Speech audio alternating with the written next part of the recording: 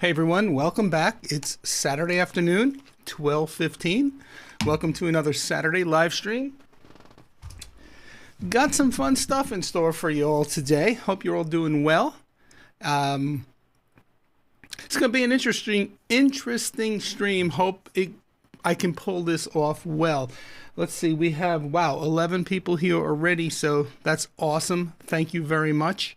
Got a lot going on, got a lot to manage in today's stream, so bear with me.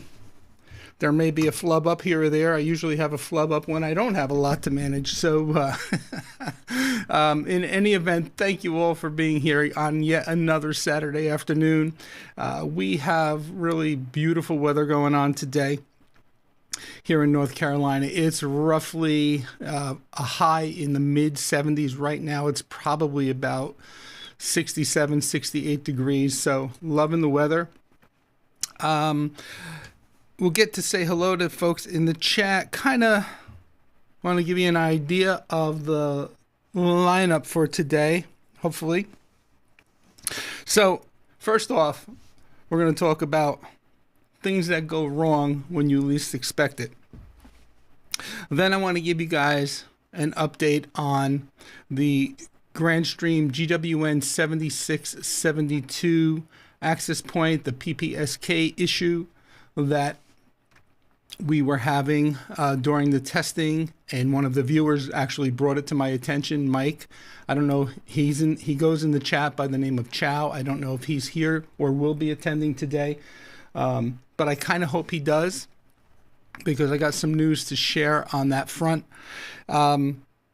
Going to briefly touch on, speaking of GWN or Grandstream updates, going to briefly touch on the GCC all VLAN issue. Now, this is something that was discovered a while ago, and those of us who have the GCC convergence appliance, we've come up with our own workarounds, but there's been some news and movement on the GCC all VLANs little quirk or issue. So I'll give you a brief update on that, and I want to thank a gentleman by the names of James Middendorf for that, and talk about that when we get there. And then, if all goes well, somewhere around 1 o'clock, we have Joe's not with us today, Joe Tech for Fun. So I won't be playing the "Hey Joe Cephas, welcome." However, he's not with us in the live stream chat, but I am going to bring Joe into this stream in another fashion. And this is where I say I hope everything goes well. Looks like everything is on track to go well. So Joe's up working an event today, a live event. He's doing a live stream of an event, and we're going to try to cut to that event at some point during the stream once I get a little heads up from Joe. We're planning around hopefully 1 o'clock-ish or not, to give you kind of a sneak preview of the event itself, how you can actually join or watch the event once I share with you what it is, and also get a little bit to see what Joe at Capture the Concept does behind the scenes. So he's live streaming an event, and I'm going to be ingesting some of that into this studio here and then sharing that with you live on this stream. So that's hopefully will be very cool. I know it was cool for me to work this out with Joe, and I hope you enjoy that. Let's see what else we got going on. If time permits, I do want to touch on Synology DS 7.3. If you remember in the last live stream, I did mention that I hadn't updated any of my devices to the latest DSM 7.3. The one that, by the way, allows the third-party unverified drives to be used again, even on the 2025 models. I finally decided for shits and giggles this week, I'm going to take my old 9-year-old DS216 Plus 2. I'm going to download the DSM 7.3 update and run it on that machine. I'll share those results with you. And then I'm also going to touch on using some of the newly integrated Synology AI in their AI console. So we'll share a little bit about that with you. Haven't done a lot with it. You know, I'm just skimming the waters with it, but I thought it's pretty cool and I'd like to share that with you.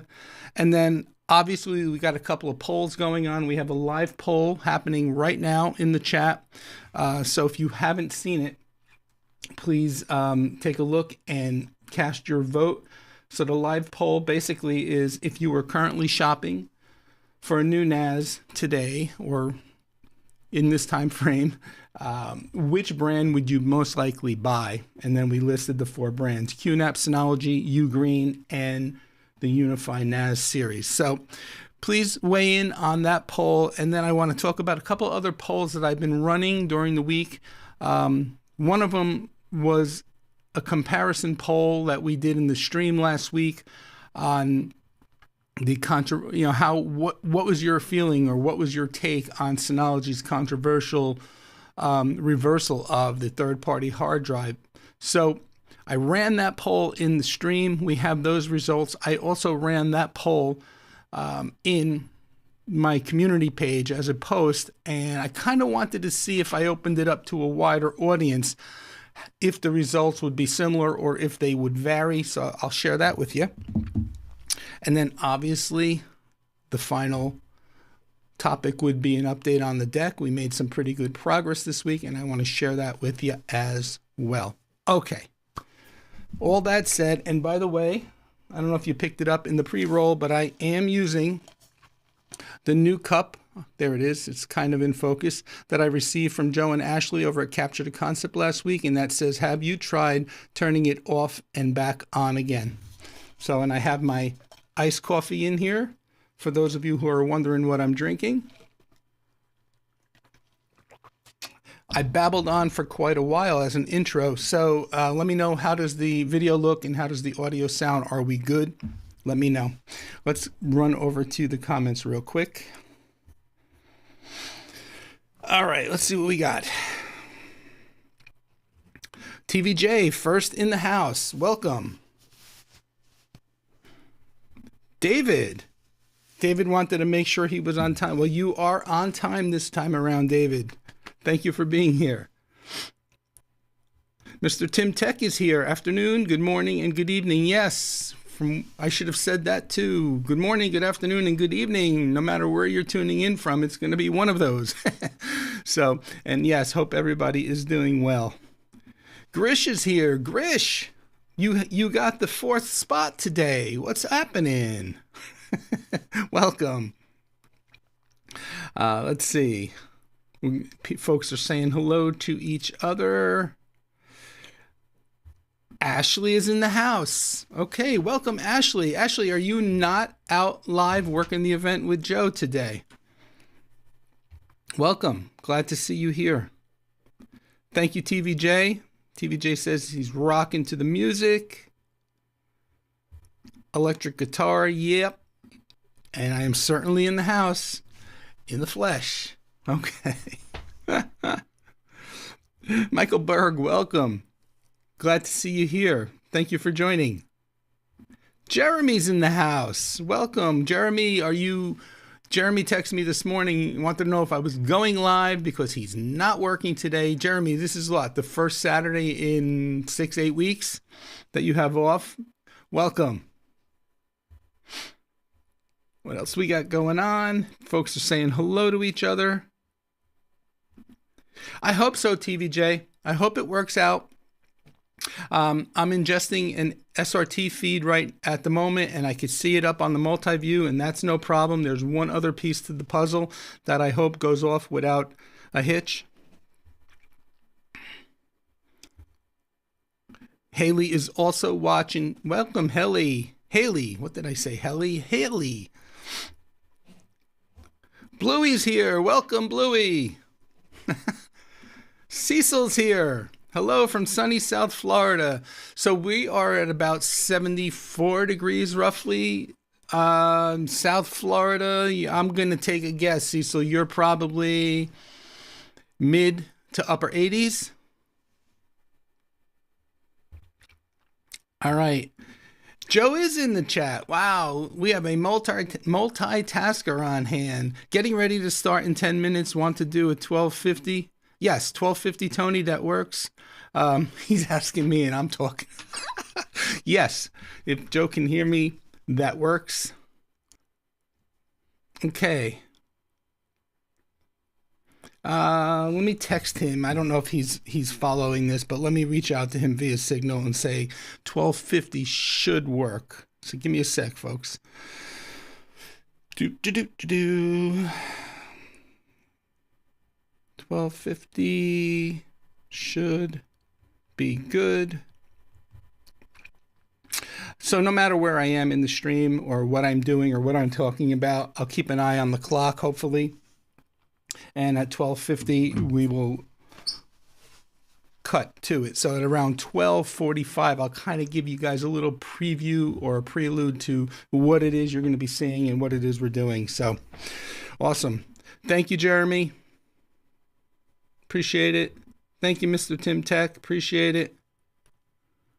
Irfan is here. Hi from South Africa. Welcome. Hi from Southeast North Carolina. Haha, kids, that's what happened. Love it. I helped with the setup this morning. Ashley says, I have 3 other video jobs to cover for the rest of the day. Oh, wow. Okay. You're busy, busy, busy little bee. And Joe got the message. Cool. All right, so just to give you an idea of what's going on, we got the usual stuff going on here around the studio. You've seen the setup. I'm monitoring the SRT feed as we speak. It looks good. In fact, Joe's standing on camera right now looking at his phone. I'm not going to cut to it because that'll give away what we're going to be showing. So I'm monitoring, on top of everything else, I'm monitoring the SRT feed coming in. It seems to be flawless. I haven't had any pixelation. It's been streaming in here for about the last hour, so I think we're good there. And I'm watching a Microsoft Teams window here. Joe's going to open up a meeting, and then we're going to be on a Teams meeting together, and I'm going to bring Joe in through that Teams meeting. So hopefully that'll work because I don't have a Zoom account and he doesn't have a Zoom account, and we didn't think it was going to go beyond 40 minutes. It should be pretty quick, but we're going to use Teams. My first time using Teams because I'm not a Microsoft guy. So yeah. Joe's asking me to cut to, he's saying have a great stream, and he's asking me to cut to the SRT, but I think that was because he was on stream. So okay, so that's what's going on here. So I'm monitoring a lot. We got 17 people here, 8 likes. So folks, if you can do me a favor, smash that like button. Greatly appreciated. All right. Have you ever had one of those days where you wake up, you go through your morning routine, and then you get to the studio or you get to the office and you turn everything on and nothing works right? You leave the studio the day before, or you leave the office the day before with everything working properly. You shut everything down, come back up the next day, turn everything on. Nobody's been up here. Nobody's been in the office, the studio, and nothing works. So I had one of those mornings this morning. First, I came up, I turned everything on, and the camera that you're seeing me on now, the Sony FX30, wouldn't turn on. And I was starting to panic because obviously that's a pretty expensive camera and I wasn't expecting it not to turn on. And I don't know why, but I finally got it to turn on after several on, off. It's running on a dummy battery. So I popped the dummy battery. Still, I wasn't getting it to come on. So then I unplugged the dummy battery from the power source, counted to 10, put it all back together and tried it, and it came on. So there, we got that settled. My heart was racing there for a bit. So that was the FX30. Then I sit down to go about my business and start checking other things, and my mixer, the SSL, was dead. Like no lights, nothing. And that's powered by the Mac Studio. It's powered over USB-C. So the Mac was on. It wasn't seeing the mixer. I unplugged the USB cable from the back of the mixer, plugged it back in. Nothing. So then I restarted the Mac Studio, and bingo, back came the mixer. So really weird things. And then the third thing was the Stream Deck over here to my left was completely blank, even after the restart of the Mac. So I just pulled the USB cable out of the back of it and plugged it back in, and that came back to life. So everything has been, I got my fingers crossed, everything has been a little bit of a bumpy start today. But have you ever had one of those days? Let me know in the comments, because I was like, okay, of all days, this is a pretty neat stream that we're trying to pull off here, and all little types of weird anomalies are happening. So, all right. So that's that. 17 people here, 8 likes. Thank you. Cecil says in Florida, it is 83 and low humidity. Nice. Enjoy that. And you're moving into that better weather season now, so it should be stay the same or get even nicer. So anyway, so that's that. So the GWN 7672. Let me see if I can bring this up on the screen. Let me get signed into the support ticket, so I'll share that with you.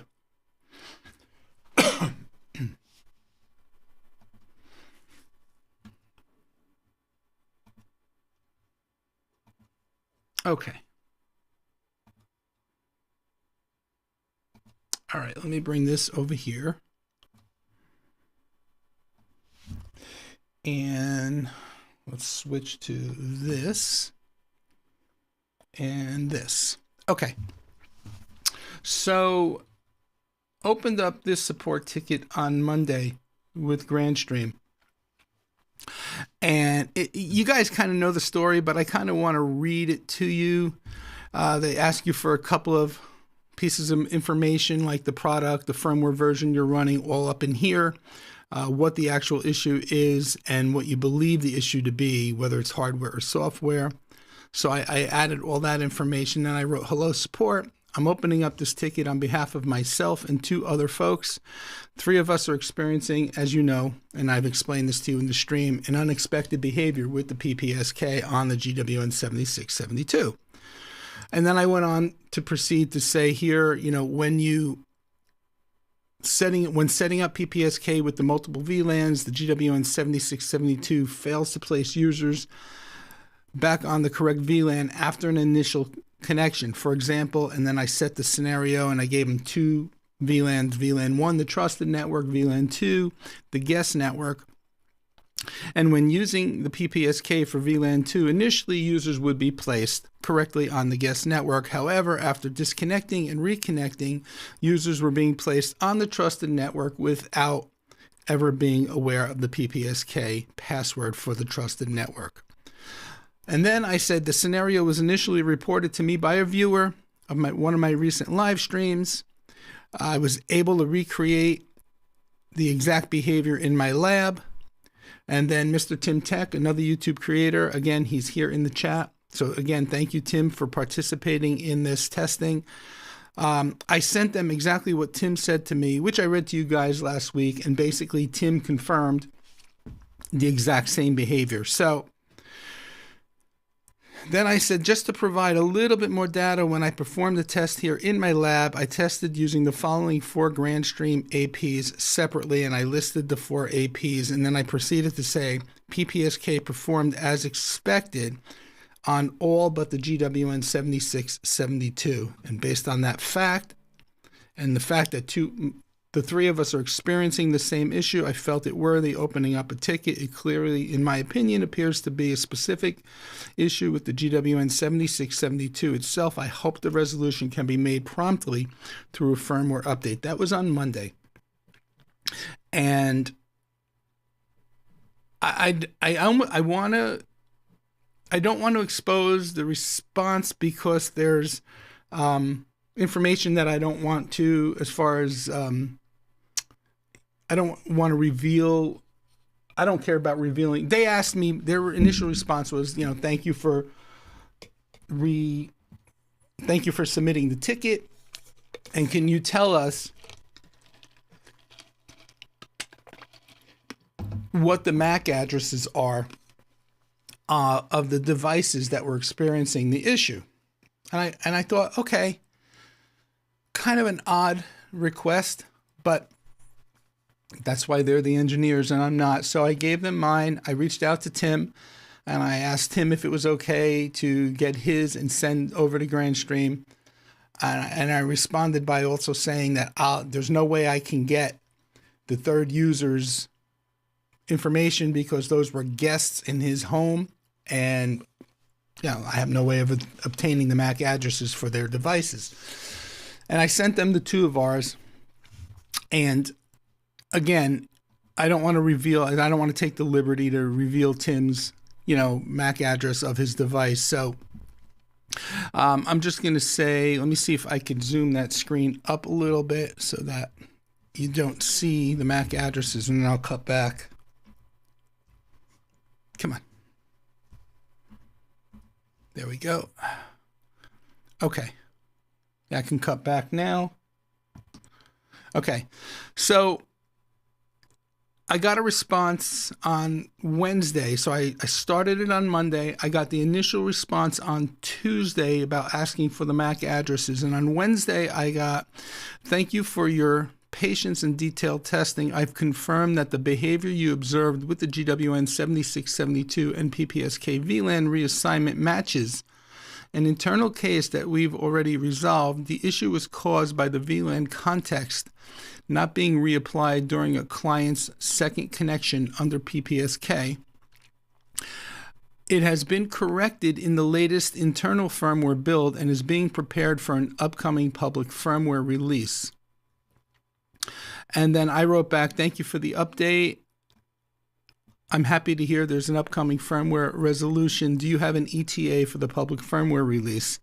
And he wrote back and he said, the fix has already been merged and now is in QA, quality assurance. There is no confirmed public release date just yet, but it's expected to be included in the next GWN 7672 firmware update. So I'm happy that they were able to confirm that there was an issue. Obviously, it seemed like they knew, it sounded like they knew about the issue ahead of time. But I guess having it reported kind of hopefully maybe lit a flame to get them to put it out in a public release, which they say they are. So again, I don't know if Mike Chow is here in the chat, but I hope he tunes in after the fact if he doesn't, and because I think he'd be happy to know that there's a fix on the way. So Cecil says 83 and low humidity. I read that one. And Tim saying thank you. Yes, I appreciate, Tim, all the help and time you've put in. And Grish says that's a really odd request because why would it matter? iOS, for example, randomizes the MAC address. Exactly. I started writing in the response. My initial response to that request was not quite. I actually said that's kind of an odd request. I'm not sure why you need this information but then I kind of backspaced everything and just said, here you go. And I can't get you the third party's information. So, yeah. I'm in agreement with you, Grish. That was my reaction too. Like, I thought it was really, really an odd request. So, okay. So that's that. We're at 12:40. Yep. Okay, by default, Android also randomizes MAC addresses. Good to know. So that's as much as I gave them when I gave them the MAC address. I said, hey, you know, I'm running an iPhone iOS version, whatever, 18 point, whatever, in the US, and Mr. Tim Tech's in the UK running an Android version, and we gave him the model of the phone, the Android version and all. I mean, that's the extent that we gave them. I didn't know, they didn't ask for all that, but I figured the more information they had, the better. Okay. So that's that. We'll pick up with the GCC All VLANs update in a moment. I'm going to, let's see. Let me prep you here on, we'll start prepping you on what's going on with Joe up in Connecticut. So that's the Grandstream help desk. Okay, let me switch over to this. All right, so Joe's at an event called GemmaFest 6, A Night of Hope. He's live streaming this. It's a 12-hour event, and it's a free concert being hosted on volume.com, and I'll give you the link. All the proceeds will benefit the St. Jude's Children's Hospital, and you have two options here. You can claim a free ticket and watch all 12 hours of the stream, or as much as you want or as little as you want if you choose to at all. And then you have the option to donate and claim a ticket. And from what I understand, from what Joe said, they're not looking for major donations. $1, is would be appreciated. But again, we're doing this from a tech point of view, being pretty cool kind of thing, but it's also supporting a good cause. Like I said, all the proceeds go, it says right here, to the St. Jude's Children's Research Hospital. I thought, wow, how cool. When he told me he was doing this event, how cool is that you're doing that, and yet we can actually,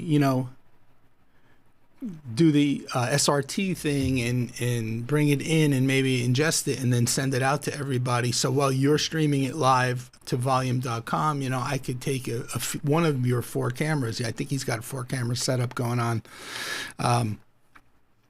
and go from there. So let me just see what's going on here. Hold on one second. I got a message from him. Okay.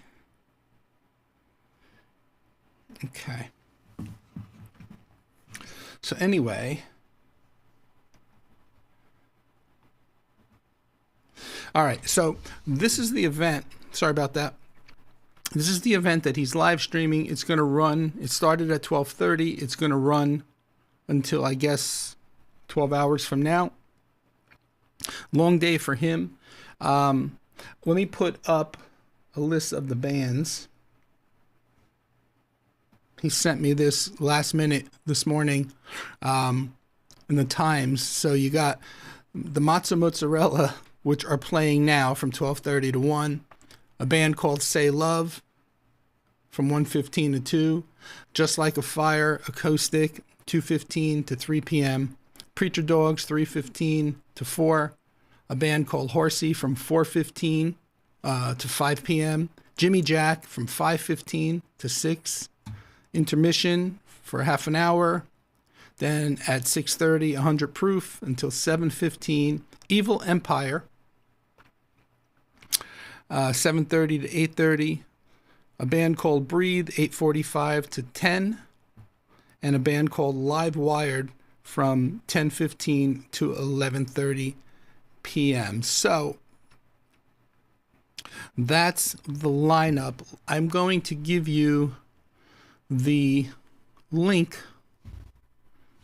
in the chat to volume.com if at any point during the day you feel like heading over to see GemmaFest and either claim a free ticket or donate. So here's the link. We're going to cut to that as soon as I see the Teams meeting start. So I have 2 feeds coming in. I have an SRT feed of the stage, which I can cut to you. I can cut to that now. I can show you that because there's no audio. I can't Obviously, I can only show you the SRT video. I can't show you the audio for copyright reasons. Obviously, YouTube will potentially take the stream down because I'm guessing they're all local band, but they're doing cover music to raise money for the St. Jude's event. So let me give you an idea. Let me cut over to the stage now. So there's, oh, we had a little pixelation after all that, minor. So you could see that. And then the thought process would be, I'm going to bring Joe on live through the Teams call and let him kind of give you an overview of the behind the scenes and what went into setting up the event. I believe that's the plan. So again, I'm sorry I can't send you the audio, but I thought it was pretty cool, the concept that we're bringing in the feed live from an event that he's actually streaming out live as well. And I think he's streaming in at around between the bit rate between 5,000 and 6,000. So it doesn't look too bad at all. Okay, so that's that. So now you know what we're doing. I'm going to go back to the comments for a minute. I got 4 texts here, so let's see. Need to do it like at 1:10. Band is ending early. Gotta go get the next band going first. Is that okay? Sure, Joe. We can do that. That's not a problem. I'm on your time. All right, folks. So I'm going to move on then to continuing with the. Let me just let him know. I just gave everybody a prep.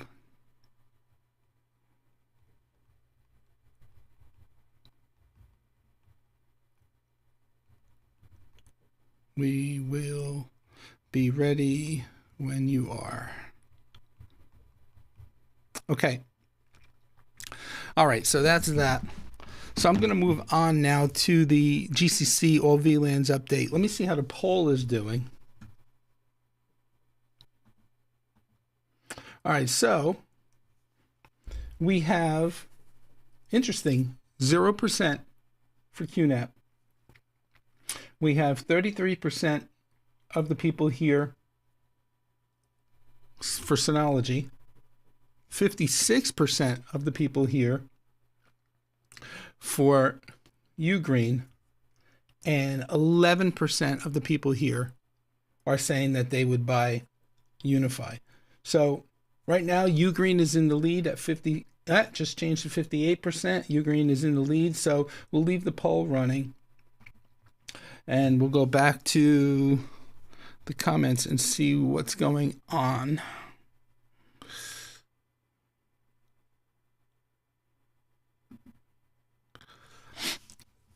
Could be, Grish. Could be. The Mac request does seem odd, TVJ says, based on their response. I figured they were going to say the issue was with a certain radio. Yeah, I think I was leaning towards it being firmware the whole time, and not so much hardware, but I mean, that was just a guess. Did you change the lighting? It seems brighter. I did not change the lighting, but I do have a couple of things with white. Here, watch when I close a couple of windows on the big monitor. Oh, that didn't do anything. Yeah, no.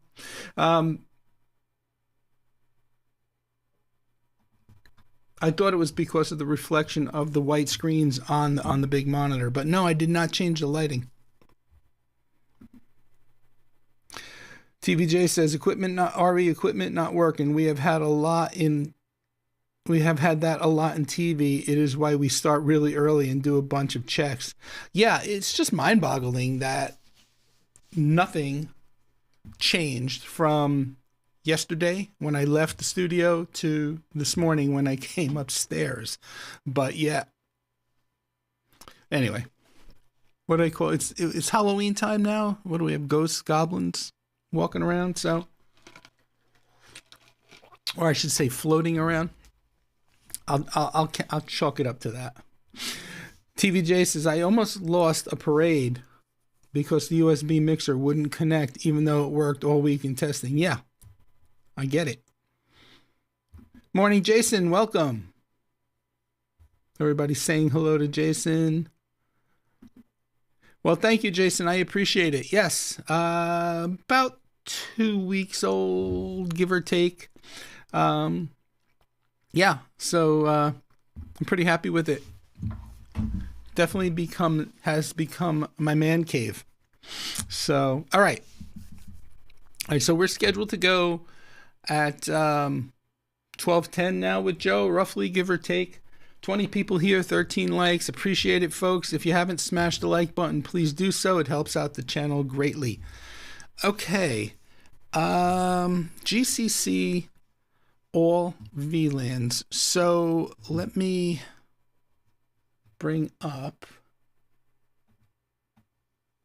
this over here and see if I can basically demonstrate it for those who aren't aware. All right, so let's do this and let me get signed into my test. GCC. All right.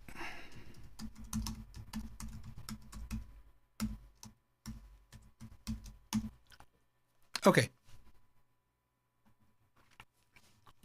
So if we come over to the network tab and we come over to network settings, and if I come down to LAN, you can see the guest networks. Theoretically, when you create a new VLAN and you can then come over, the whole idea is of the GCC convergence series is whatever you create on the GCC, it will push and provision the devices that are adopted to it.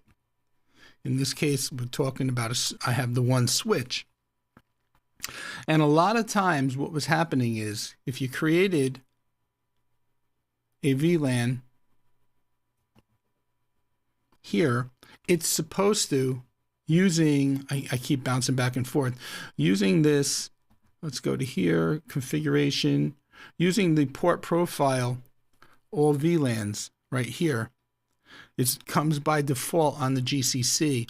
It's supposed to appropriately create the VLAN on the adopted device, meaning the switch, but also appropriately tag the ports so that everything works. And a lot of times what was happening is it would create the VLAN, it would push it to the adopted device, but it wouldn't tag the trunks. Or it wouldn't tag the ports and specify the trunk ports. So what a couple of us did was not use this all VLANs, and we would create our own user-defined all VLANs with all our VLANs in there. And then when we would go into the switch, here if we went into switch management, if we went into the ports and say clicked on let me click on port 5, for example. Under the port profile here, instead of selecting all VLANs, we would select our own user-defined all VLANs profile, and that would resolve the problem. The other thing you can do too is basically just literally sign into the UI of the switch and tag the ports manually like you would typically do on any other switch. So that's been the quirkiness of the GCC with the all VLANs profile. And a guy by the name of James Middendorf, he's a technician. He works with Willie for Willie Howe Technology. He was having the same issue. Now, we've been communicating a little bit because I've been helping him with, he's also a coach, a high school coach. for a robotics team, and they were looking to live stream their robotics event.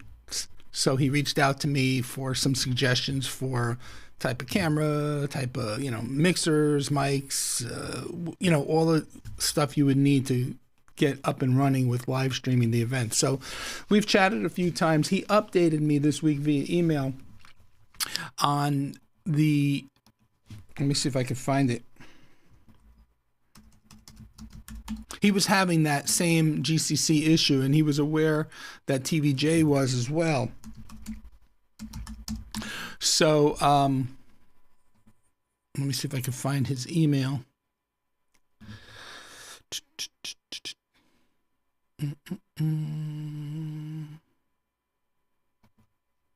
James, where are you? Here it is.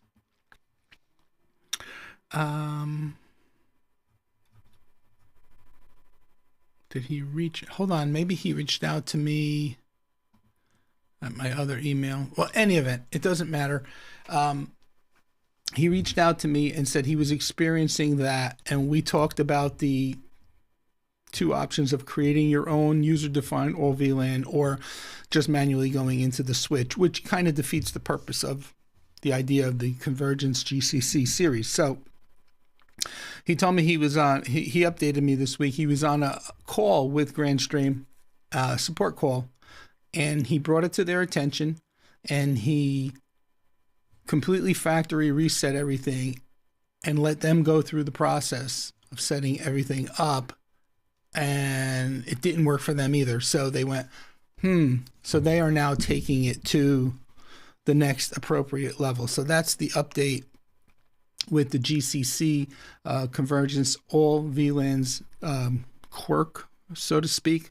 So I wanted to bring that out to you too, for those of you who have the actual GCCs. So let me go back to comments for a bit. So I thank James for keeping me in the loop with that.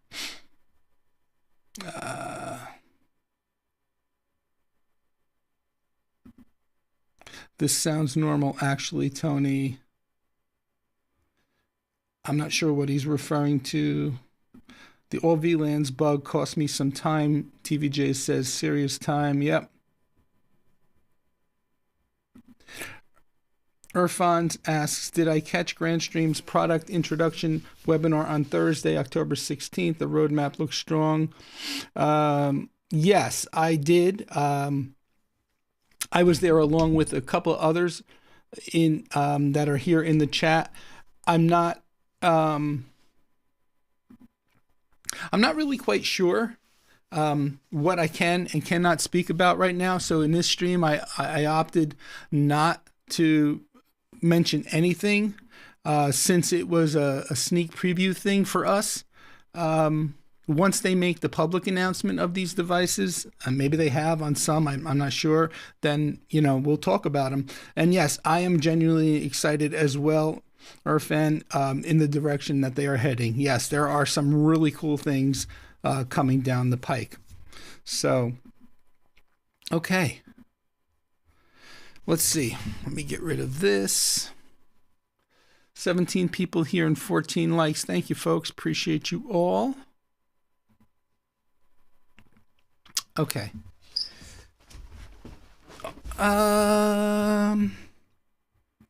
We'll hold on the Synology piece yet because we are approaching 1 o'clock. Let me check with Joe. There's another message here.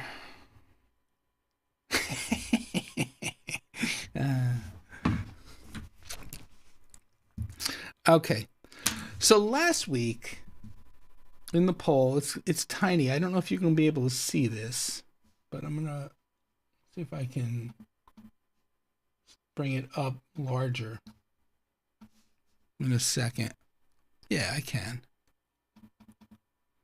It'll be a little pixelated because I blew it up way beyond, but you'll get the gist. Hold on. Let me just log into my channel real quick so we could do the comparison.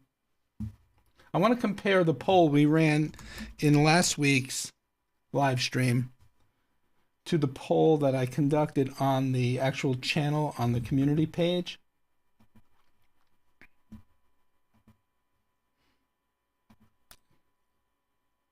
I just found it to be interesting because the poll we're running in today's stream is speaking a little different language. So let's take a quick look. So, all right, so let's bring this up here. Okay. Let's do this. Let's do this. And let's do this. And let's do this. Okay. Again, like I said, this one right here, I blew up a lot larger so you could see it. So I apologize for the pixelation. What's your take? This was the actual screenshot from last week's poll. What's your take on Synology's reversing its controversial hard drive lock policy? We had 21 people weigh in on it. 62%, great, the user should come first. 2%, not 2%, number two, 24%, too late, the damage is done, according to 24% of the people. 14% of the people said makes sense, makes business sense, and 0 said they prefer to lock. So that's 21 votes from last week's stream. So then if we go down to this right here, see if I could pump that up a little bit.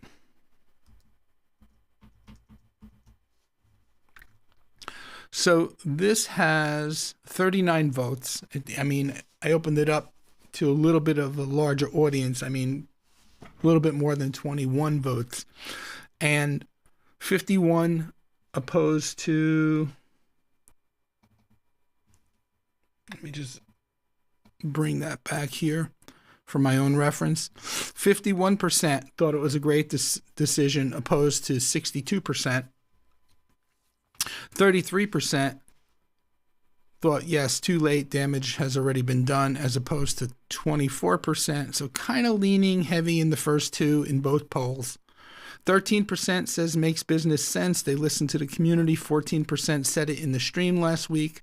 And then 3% in the community said they preferred the lock, better compatibility and support. And that was 0 in the actual live stream poll. Now, where I think that's interesting is, from what I'm seeing here, in today's poll, we have 35% would buy Synology, 55% would buy Ugreen, and 10% would lean towards Synology. So while the other two polls were saying, yeah, everybody kind of thought, you know, it was a great decision, yada, yada, yada, I personally thought that the too late, damage already done would have been the dominant answer, but it wasn't in either of the two polls. And in today's poll, it's kind of almost making me feel like, you know, number two, too late, damage has already been done, should have been the dominant answer, because the way today's poll is leaning so far, with 20 votes, Ugreen is beating out Synology 55% to 35%. So it's interesting. It's interesting. Ran a couple other polls during the week. PPSK versus Captive Portal, which is more secure? And 67% of 21 votes said PPSK to 33%. And then a few days later, I ran this on the Wi-Fi, evolving quickly. Are you using Wi-Fi 6 or already trying out Wi-Fi 7? So you can see so far we've had 51 votes on this. And we got 37% of the folks out there who voted still on Wi-Fi 5 or older. Wi-Fi 6 or 6E, 47%. 14% of the people said that they are in the process of testing Wi-Fi 7 now. And 2% say they're waiting for prices to drop. So I thought that was a pretty interesting poll. I was surprised to see there were so many people still on Wi-Fi 5. But then again, I'm on Wi-Fi 5 too. At this point, I haven't upgraded the infrastructure in the house beyond testing Wi-Fi 6 and Wi-Fi 7. I'm still running Wi-Fi 5 myself. So, power over Ethernet. How do you deploy it in your setup? We got 34 votes going on this one. This is a day-old poll. 59% of the viewers or people who weighed in said PoE switch powers everything. 3% are using individual PoE injectors. 32% say they use a mix of both, and then 6% say I don't use PoE devices. And that's it. There should be another poll coming out tomorrow. I'm not sure exactly what it's on. I have a couple scheduled in advance. So anyway, that's what's going on. So let me see. Comments haven't changed. We are at 106. Looking at my screen here, the Teams meeting still hasn't started. So let me cut back over to the stage and see what's going on over there. It looks like they're still doing setup. Yeah. So it looks like they're still doing setup. It looks like the sound guy just walked over with, I guess, an iPad or a tablet, and they're doing some checks. So, yeah. So we're getting close. Yeah, they're doing sound checks still. Okay.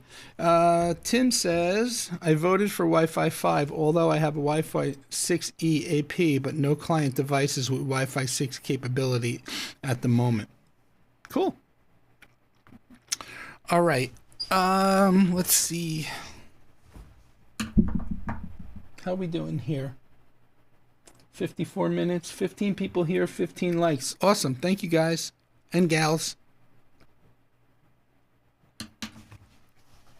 We're probably moments away, so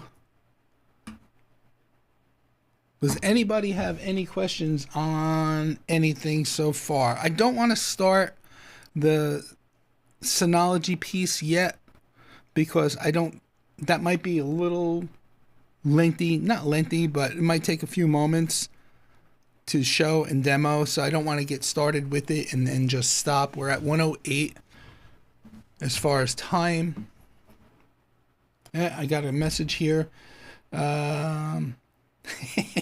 Need to be 1:15 once they start. As soon as the next bands roll, I'll be on. Okay, no worries. Oh. You know, this isn't a major TV network station, so we are, communicating back and forth together to make this work. We don't have timed slots. We're just rolling with the punches.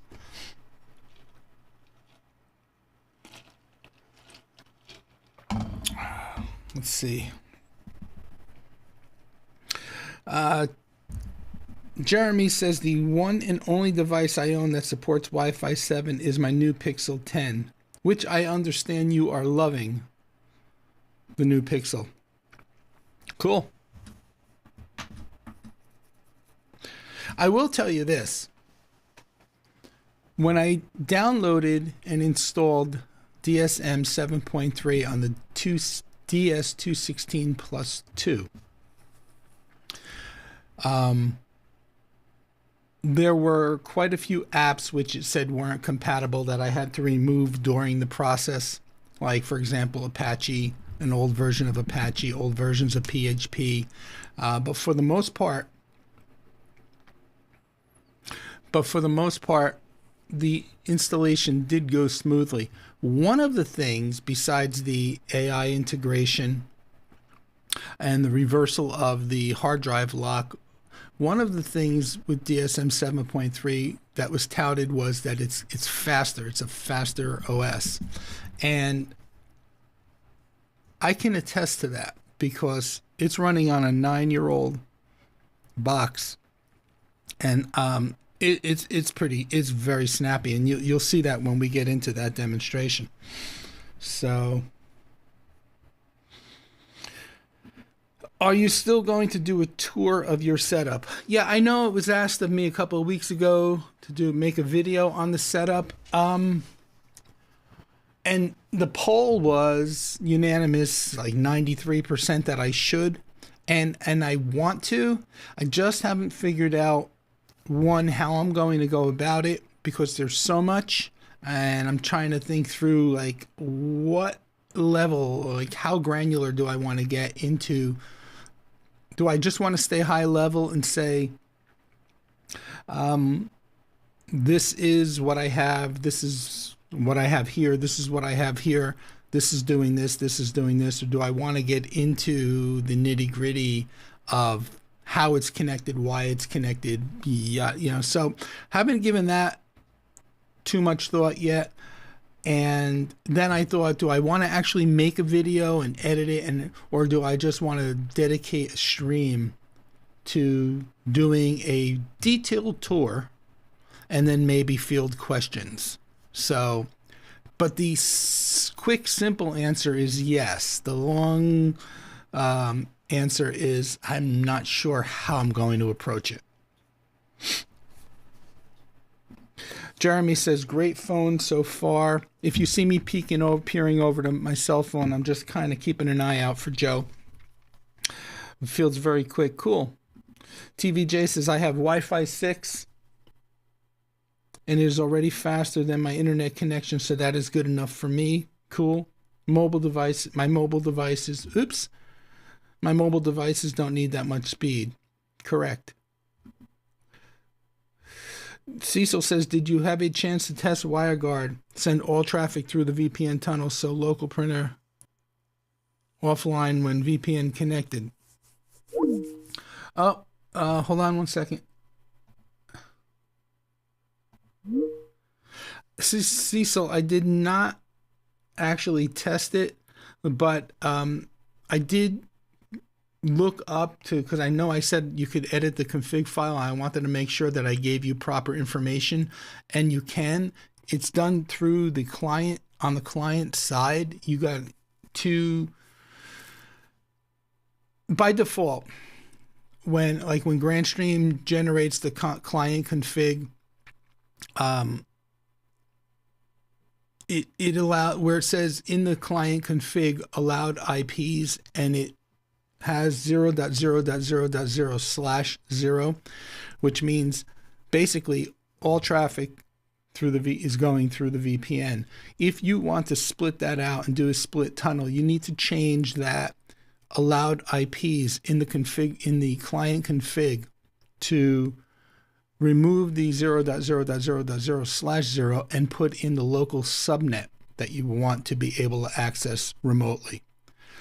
That's the only traffic that will go over the VPN. Everything else will go over the public internet. So I was correct in what I was saying. I know that's how it also works. It works similarly for OpenVPN, and I had that working with OpenVPN years ago, but I have not done a hands-on with that with WireGuard. Maybe this week, but that's how it's done. Mr. Tim Tech says, maybe do a basic tour, see the views, and maybe do an in-depth later, depending on the interest in basic video. Yeah, that's a good idea. That's a possibility.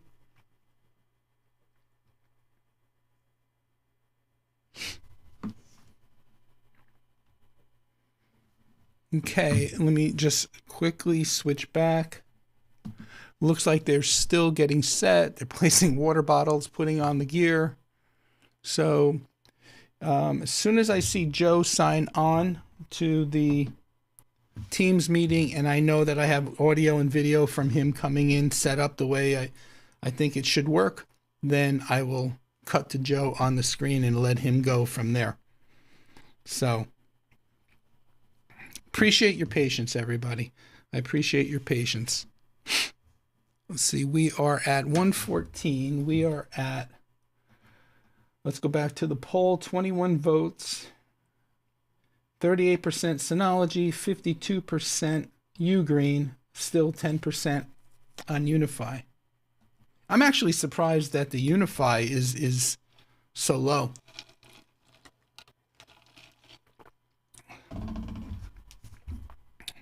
You are welcome, Cecil. TVJ, you mentioned yesterday in a group chat that the latest Unify update was breaking a lot of things. I haven't seen or heard that. I checked all my clients that are still running Unify. I did not have any issues or concerns there with any of those. I did search. I didn't spend a lot of time, but I didn't see anything. I was curious to where you got that information. Was it on Reddit? I did not look on Reddit. And have they in fact released an emergency patch? Curious. So, okay. The last thing, I have two more things. We'll do the Synology DSM 7.3 piece, and then we're going to do the deck update. And I just want to give Joe another minute or two. Let's see. TVJ said people on Aaron's Discord were commenting on it. They linked to some forum post. Oh, okay. Thank you. Appreciate that. Yeah, I didn't see it. I didn't hear of it. And like I said, I have about 15 Unify networks out there in production. And I didn't have any hiccups. So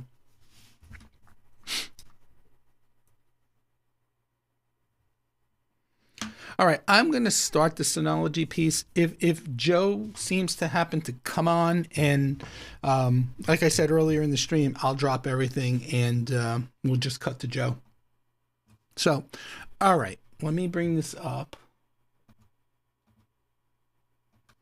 Let me cut over to me here.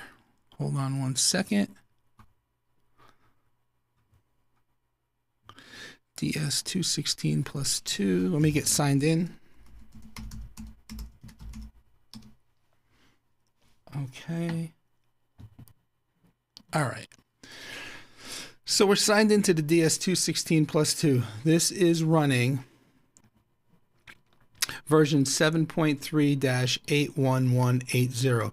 This was not an update that I got alerted to. I had to go out and manually download the PAT file and update it.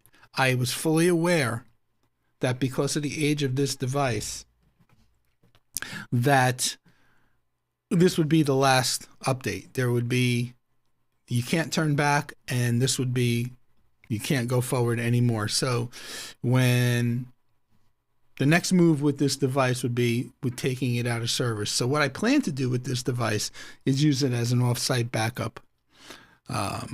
So anyway, that said, but if you noticed how quick and responsive it is to the OS, I mean, it's immediate. One of the new things here, oh, wait a minute.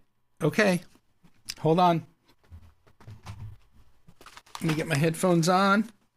Let me switch. We're going to come back to the Synology DSM. All right. Can you hear me? Yes, I can. Can you hear me? Yes, I can. Let me make sure. Give me some audio. Let me make sure you're going into the stream. Check 1, 2, 3. Check 1, 2, 3. You're going into the stream so the folks can hear you. Okay, let me cut over to you now. Yes. Oh. Oh, wait a minute. Hold on. I got to bring you over there. I'm going to do this in front of everybody. So we're going to go bigger. The funny part is the faders actually look better than the. Maybe you should actually look at the faders. Hide me. And we're going to go live. All right, everybody. You should have Joe. I'm going to shut up. Joe, welcome to the stream. It looks like the event is going well over there. Tell us a little bit about what you're doing and what's going on. So today we are at L.L.C, Connecticut, and there are bands playing. It's an all-day music festival, 12:30 p.m. Eastern Time until 11:30 p.m. Eastern Time. live streaming out to a platform called volume.com, and it's free to watch the stream. You can also donate. It's a fundraiser for St. Jude. So everybody here, actually, I'll turn the camera around. You can see the bar is actually pretty cool. So we have some door, we have some raffles, t-shirts, and then you have this bar is cool. So they have actual tournaments of cornhole too, like professional cornhole. And Tony's got the feed pulled up, so you actually can see double me with the stage. And then the PTV camera. Other side. Yes. So Joe, your audio is coming in a little garbled. I'm not sure how you're sending it. It's probably because I'm close to the band right now. Okay. So let me walk farther away. So the noise cancellation is doing its job. Almost too well. Yeah, seriously. So I'm a little bit farther away, but there's a bar here if you can still hear me. Yeah, can you flip your phone sideways to go full screen? Oh yeah. Sorry about that. There you go. Yeah, so it's almost like if you've ever been to a Dave and Buster's, they have all these games, cool. Pool, t-ball, dartboards. Nice. It's called the truck bar because there's all these old trucks. Here's the other side of the stage. We have 4 cameras. There's a camera that's up above the drum set. Okay. And then there's a camera back there for the wide shot. Right. Then there's 2 PTZs, the same PTZ you have. Okay. Either side of the stage. And then I'm sending you one of the PTZs with SRT. Correct. So let me put this. So let me ask you this: how are you streaming the event to volume.com? Now I've already showed everybody the website. I gave them the link. I promoted the event. They know it's for St. Jude's Research Hospital, which is a very cool fundraising. And they do great things for kids. So, I mean, I know when I get done with the stream, I'm going to go claim a ticket and watch it so I can actually hear the music. And I'll make a donation on behalf. So how are you streaming out? Are you using the venue internet? Are you using Mr. Net? How are you actually streaming out to volume.com? So we are using venue internet today. Actually, have a really good connection. It was just upgraded. They get about 250 megabits per second up on low latency.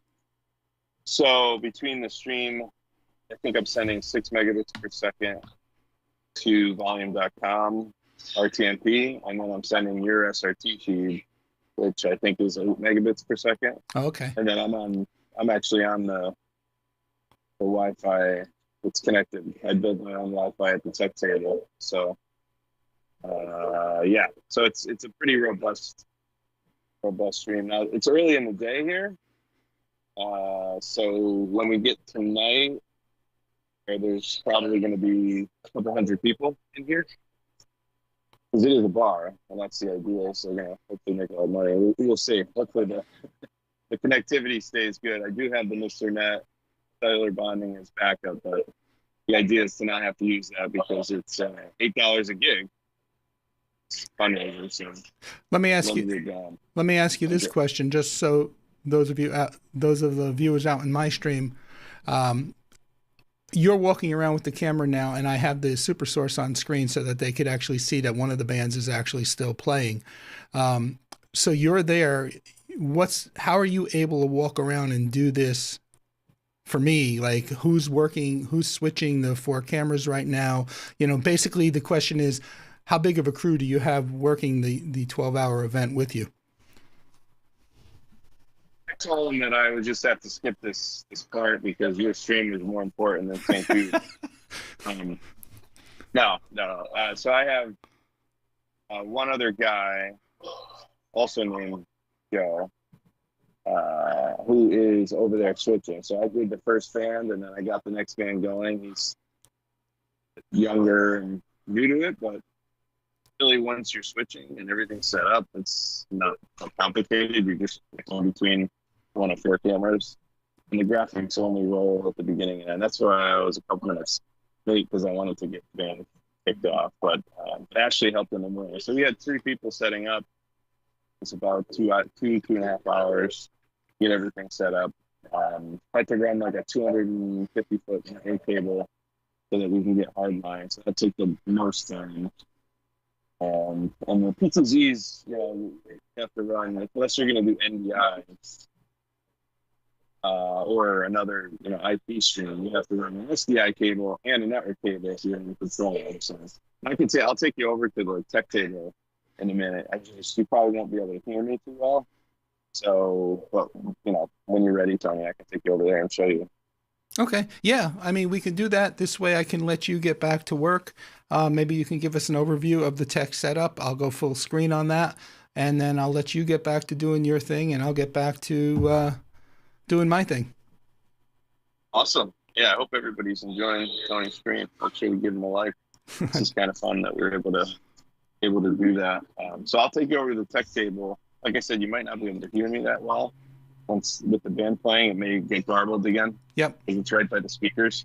Yep. But yeah, if anybody wants to come in and watch, just go to the link, and you don't have to donate. You can just click free, and there's a bunch of cool bands all day. We'll probably, I don't know, 8 more, I think, 10 more, something like that. We'll be here till probably 1 in the morning. So long day. Yep. Cool. All right. So I'll walk over there. Let me flip the camera.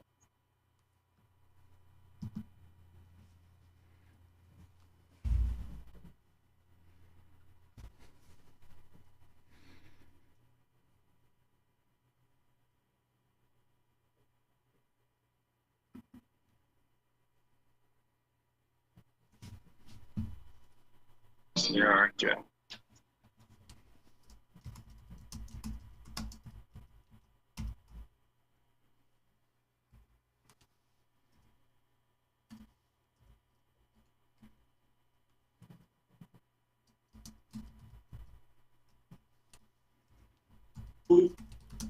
Is there multi-view?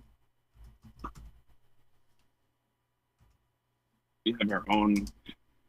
So we're actually Sony soundboard people like this. We have our own mix with controlling for the stream. Okay.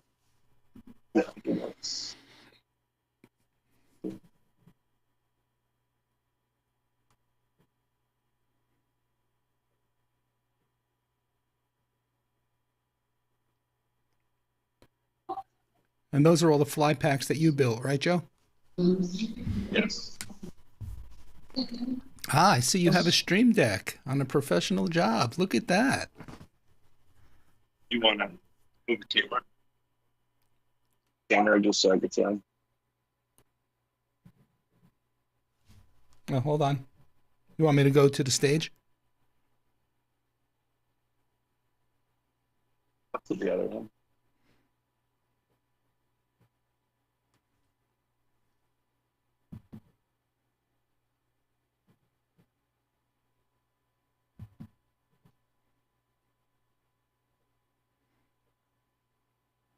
So he's controlling the zoom on the PTZs, and he's controlling the panning, everything through the stream deck. Nice.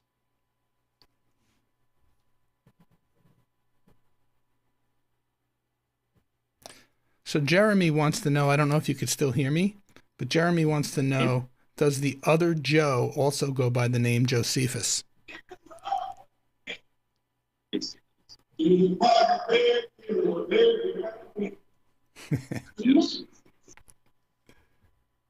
Anyway, pretty awesome. Pretty awesome. I hope everybody enjoyed this. I know the audio, everyone, wasn't perfect, but that's because we couldn't let the actual music come through, so the noise cancellation headphones are, doing the best that they can. So, Step out to say goodbye here. Let me go and okay. see if beautiful day out here. Yeah, it's better, Joe. Yeah, it's just because the music it's really loud in there. So that's why I have the Apple headphones, and they're trying to do their job, but it's a little difficult. So Yeah, but Jay. yeah, thanks for having me on, Tony. Yeah, no, thank you for doing this. Jay was just asking if the audio was because of the noise cancellation, and I had said yes, because we needed to do that because we couldn't let them in music. It's copyrighted cover music, so we couldn't let it come through into my stream. Right. So exactly. And this is just a Teams call. It's just Apple headphones with the Teams call. So this isn't the actual feed from the show. Right. So all right. You can go listen to that on volume.com. Yep, I gave them the link, and hopefully some folks will go over there during the course of the day. Well, listen, you have a good rest of your day. Don't work too hard. It's a long one for you. You too. Thank you, Tony. All Take right. care, everybody. We'll talk to you. Bye. All right. Well, that was a success as far as I'm concerned, considering what we had going on, battling the audio piece where, it would have been, the audio would have been much clearer if we were if it was all original music, it wouldn't have mattered. But since it is, cover band type stuff, there's no way we would be able to allow that music through without getting a copyright notice or part of the video blocked or whatever the case may be. So I appreciate your patience. I hope what you did get to see was cool. The link is in the chat as far as if you want to go over to volume.com and watch some of the concert live and see the actual stream being switched with the 4 cameras and the professional audio. Hit the link up. Again, you don't have to donate to St. Jude's if you feel so if you feel so motivated to donate, then please do, but it's not required. Okay. Where were we? Let's go back to the comments and see if there's anything before we move on.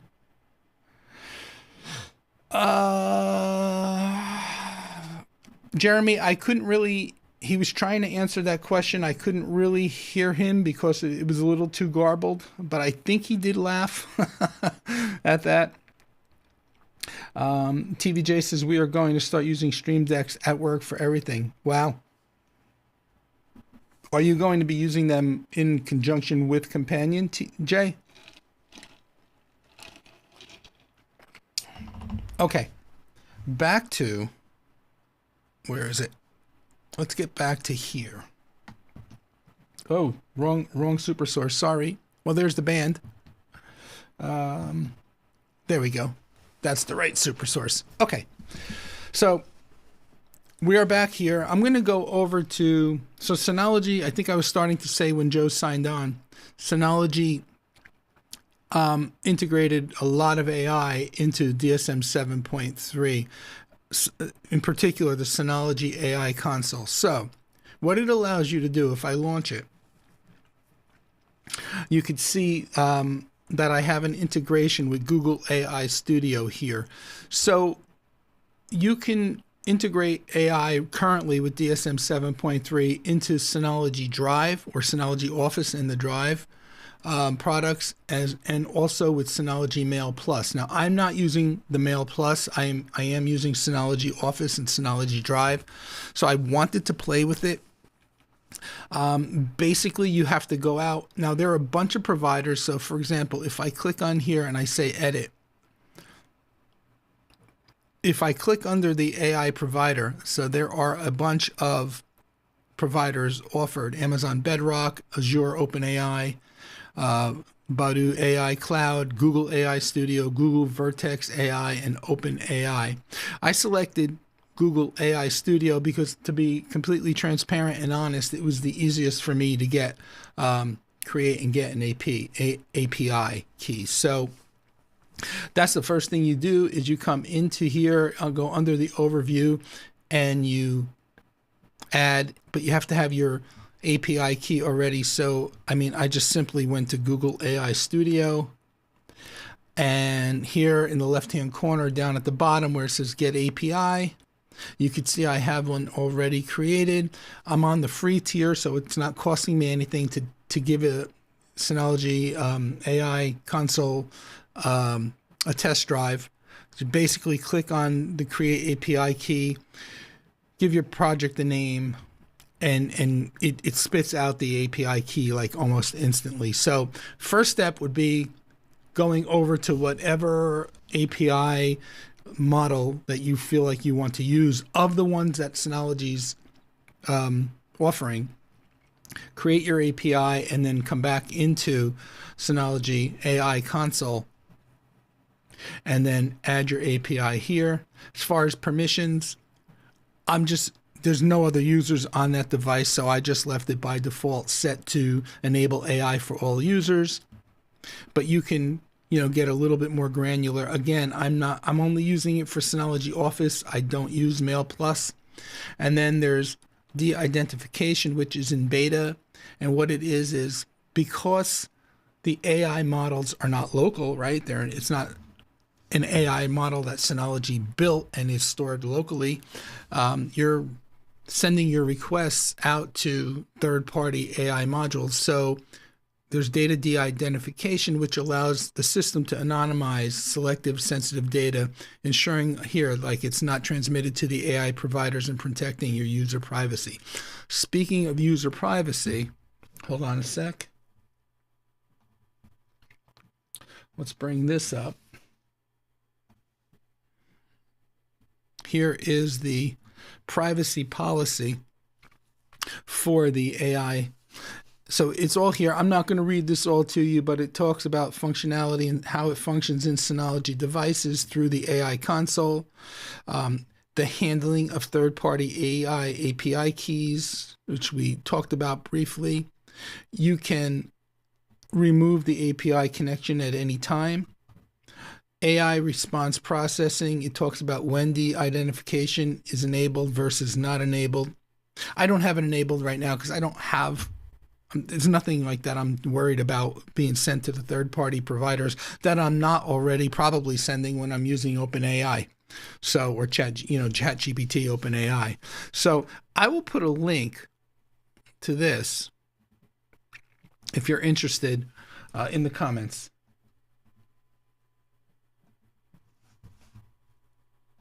You could read through it yourself in more detail, because I knew the question was probably going to come up about security and privacy. So, and then you have your logs here. So that's a look at how it's set up. You get your API key first from whatever AI model you want, and then you come in here and you create the integration here. Once it's created, then if we go into Synology Drive, and I'm just going to create a new folder, not a new folder, a new document, make it a word processing document. You can see automatically right here in the document itself is the AI assistant, and here it's up here as well. So for example, if I click on the AI assistant, and again, I haven't been doing too much with this, kind of just wet my feet with it 2 days ago. You can ask it, write an article about, and you can describe, write an outline, you could describe, write a business proposal, write a list of ideas. So let's just say I wanted to write a list of ideas for, list 10 ideas for topic, cooking, YouTube cooking channel. I'm not starting a cooking channel, but I'm just going to use this as an example and hit send. Okay, and you can see it's building the ideas here. And there's the 10 of them. Now, right at the bottom, there's the insert button, so I could put them right into the document. And it says, okay, here are 10 ideas for a YouTube cooking channel, aiming for variety and potential audience appeal. And it goes through and lists the 10 ideas. Then what you can do is, obviously you could massage it. Like say you want to take the first one and you really don't like the wording. If you highlight it, it highlights it over here and you can say improve the writing. Actually, you could say change the tone. You can make it less formal, more formal. You can make it longer. We could translate it into different languages, but we're not going to translate yet. But let's just say here, let's say improve writing, and let's see what it does. Okay, so it changed it. Here it says focus on delicious and impressive recipes, yada, yada, yada. Here it says feature delicious and impressive recipes. So it modified it a little bit. Here up in the main first one, it said with inexpensive ingredients. Here in the edited one on the right side, it says from affordable ingredients. Point being is if you like the change, you can then, because it's highlighted, just say insert it, and then it inserts the change here. If I highlight the entire document, we could have it checked for grammar. We're not going to do that right now. Let's see if we make it shorter, what it does. Okay, so it looks like we're getting shorter blurbs, so let's insert it. You can see it shortened it up quite a bit. It made it less wordy. Let's turn around. I see a grammar issue right down here, example.s. Let's go here. Let's translate this to traditional Chinese, and I'm not going to be able to read it to you, so don't ask. All right, and if we want to then insert it, there you go. So again, I haven't really done too much more. We can go back and just do your typical undo commands and bring it back. We can do things like, let's see, what does it say here? Clear the chat completely, and then we can start completely over from scratch. So anyway, that's a quick first look at Synology AI console and integrating Synology, integrating AI directly into the Synology applications. Right now, the two applications again, Synology Office and Synology Mail Plus. Let's jump back over to the comments. We have 15 people here and 17 likes. Let's see.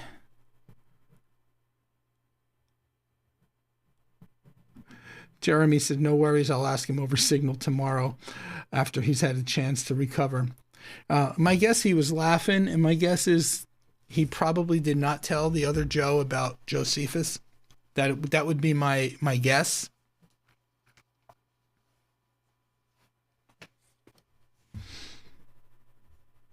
And then Jay says, yes, they're going to use the Stream Decks in conjunction with Companion.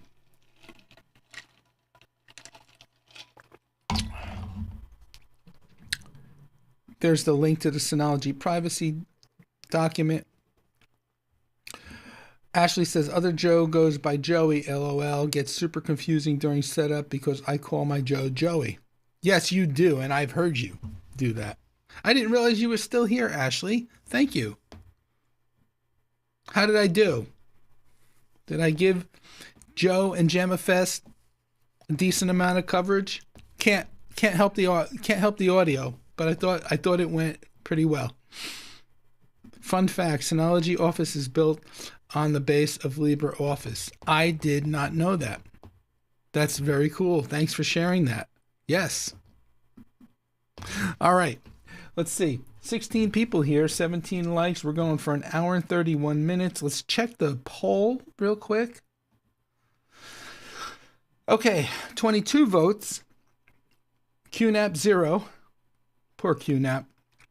Synology 36. Ugreen 55. And Unify 9%. And honestly, again, being fully transparent, I wanted to also include build your own. But the YouTube poll restricts you to 4 answers. I couldn't do 5 answers on the poll. It'd be curious to see how this poll would change if build your own or roll your own was one of the responses. So, all right, let's see.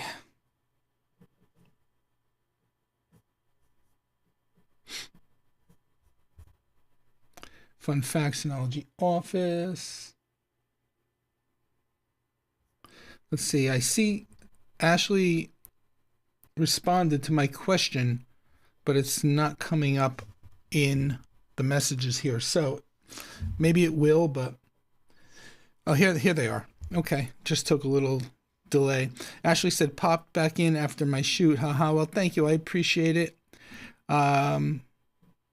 Oh, anytime. It's always fun working together and nerding out with Joe on things. So glad it worked.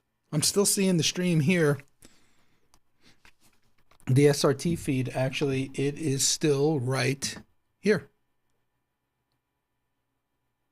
Wouldn't that have been wild if I just switched and caught that guy jumping off the stage and he fell? Only I would think of that. Anyway, back. Suggest looking into the actual stream, everyone. Lots of good camera angles. The overhead over the drummer is neat. Awesome venue. Yes. And just in case, I'm pretty sure I put the link in the chat, but I'm going to do it again just to make sure. So if you want to watch the stream for free or feel inclined, that's the word I was looking for last time.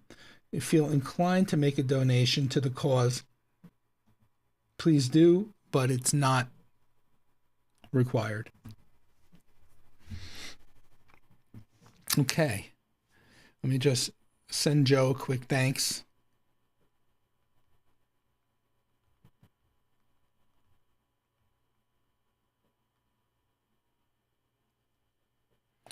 Okay. There we go. Oop, there's somebody else. Let's see. Okay. That was that. Suggest logging in. We covered that. Okay. Awesome. All right. I got one more thing to show you, and that is the update on my deck, and I'm excited. We made really good progress this week. I hope you all so far have enjoyed this stream, and I hope you enjoy the content that I bring to you each week. I have fun doing it. So, and I have a decent turnout each week. So kind of saying to me that you are enjoying the content. I do appreciate all of you. It makes it all worthwhile. David says, I am a roll my own. Yep. Cecil says he's running TrueNAS. Yeah, take my Ugreen vote for build your own. There you go. Mike, I don't know when you got here, but were you here earlier when I gave the update on the GWN 7672 PPSK issue? If not, I won't go through it in length. I'll just, if you weren't here, I'll just give you the quick summary. And there's the link to watch the JAMA Fest 6 live stream, 12-hour live stream in Connecticut. It is a music fest donating all its proceeds to St. Jude's Research Hospital. Okay. So let me get this out of here. I hope to play with Synology AI a little bit more, but that was enough to get my feet wet. All right, so last week, let me see. Is that the one I want to show you? Yes.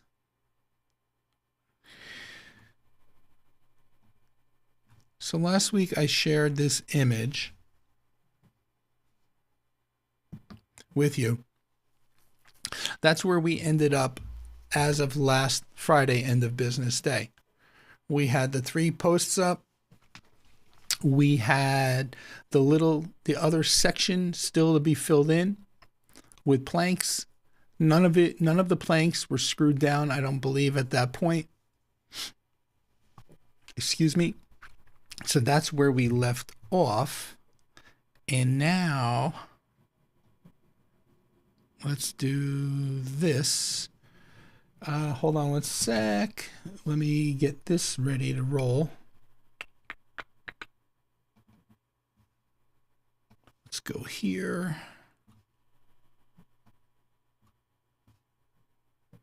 Let's do this. It's just a quick little video that I put together showing you from last week to this week the progress that we made. So we're getting there. You can see we got the crossbars up on the 3 posts, and he's starting to put the top bars on across the crossbars. Each one of those scalloped edges he's cutting by hand. The lumber doesn't come that way. So there's just a quick pan around. And then here's the top down. You could see we're moving along. All the planks are screwed in at this point. Obviously, before we clear coat it and stain it, we will be power washing it clean. But the wood has to dry for now. So it's going to take a few months. So anyway, that is... Hey, wait a minute. Did you guys see that? Did I have that on camera? I hope that was on camera. It should have been on camera. Could someone let me know in the chat if that you saw the video, the drone video on the deck update? I have too many monitors in front of me, and sometimes it's on the right monitor, but I don't know if I cut it out to program. Someone let me know. Okay, Tim says it was on the screen. Cool. Yes, and TVJ says it was on the screen as well. Thank you, guys. Grish says Ugreen and TrueNAS if you want it easy. Yep. Okay, Mike says he missed the update. So the update is I submitted the ticket on Monday, told him that you experienced the problem, told him that I tested, and told him that Mr. Tim Tech over in the UK tested. We all came up with the same exact behavior on the GWN 7672, and they responded. They asked for the MAC addresses, which I thought was odd. I couldn't give them, obviously, the MAC addresses of the devices on your network because I figured you didn't even know what they were because they were guests visiting your house. But I sent them my MAC address to my phone, and Tim was kind enough to send me his MAC address from his phone. I sent those two along. They wrote back the very next day. By Wednesday, I had a pretty good answer that I was happy with, that they've isolated the problem and have the exact same behavior and have already resolved it internally. In an internal firmware, it's in quality assurance, and they're working toward a release in a public firmware coming soon. They don't have an ETA on that yet, but they're anticipating that it will be released in the next firmware update for the Grandstream GWN 7672. So thank you weeks ago for bringing that to my attention, for asking the question, because you see it created a domino effect of events that looks like it's leading to a potential solution. So I was happy to hear about that. So there's the update, Mike. I figured you'd be pretty happy about that.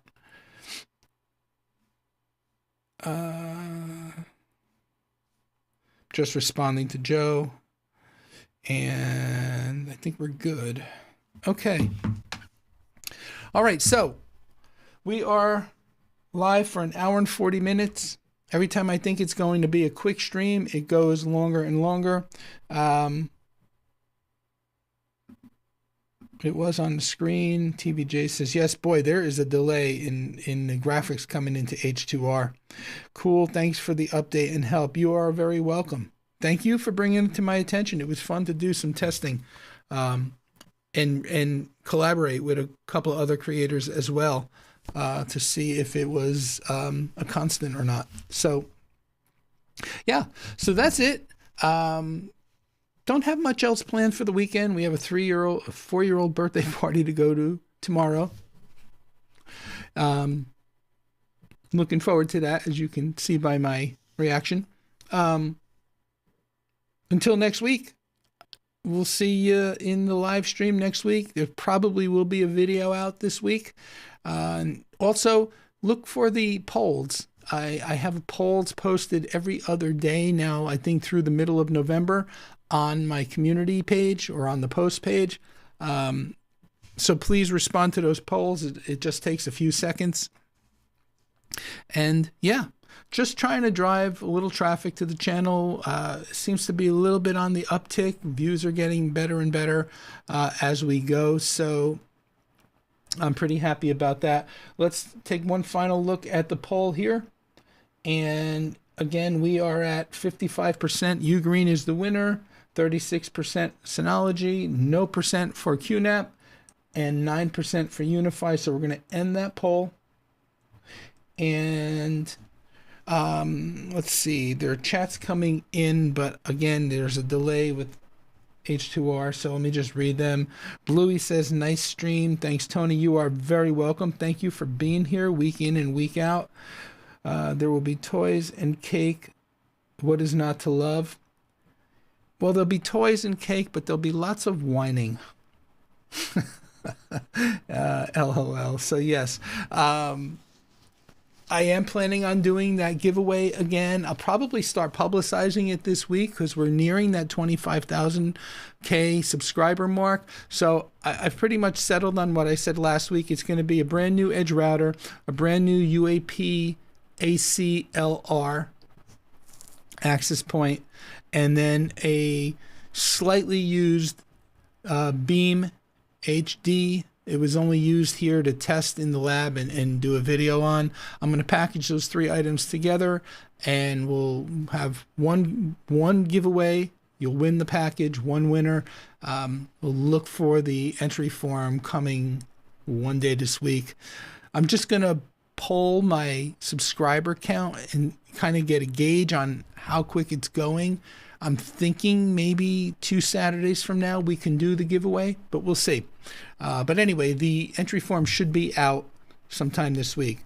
That's it for me for today. I hope all of you enjoy the rest of your weekend, the rest of your Saturday, the rest of your Sunday. Make the best of it. Make the best of life. I appreciate you all. And until next time, have a great day.